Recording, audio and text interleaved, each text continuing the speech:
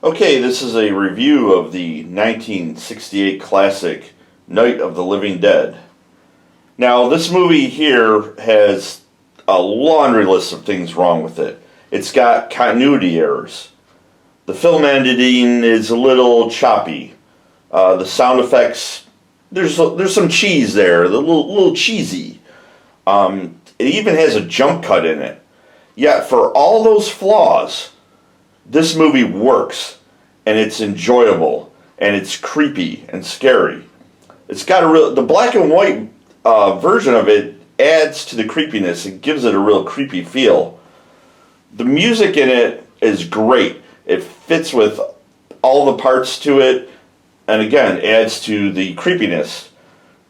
Where this movie really succeeds is you have conflict.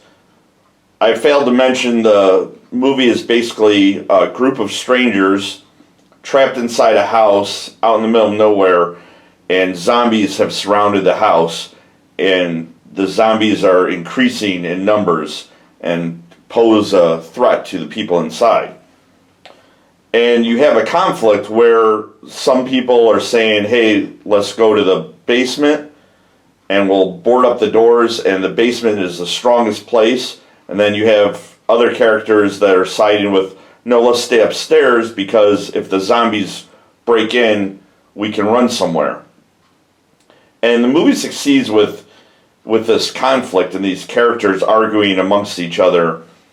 And I can remember watching this movie with my friends back in our younger years and having discussions amongst ourselves what we would do in this situation. If we were in a house out in the middle of nowhere, zombies all around, what would we do to survive? It also has to be noted that this film is on the low budget side. It was made for a little over $100,000. It's an indie film from Pennsylvania, and yet here I am in 2022 overall praising it and talking about the movie, and that's one heck of an accomplishment. It's just a trailblazer for zombies. I mean, it's influenced so much.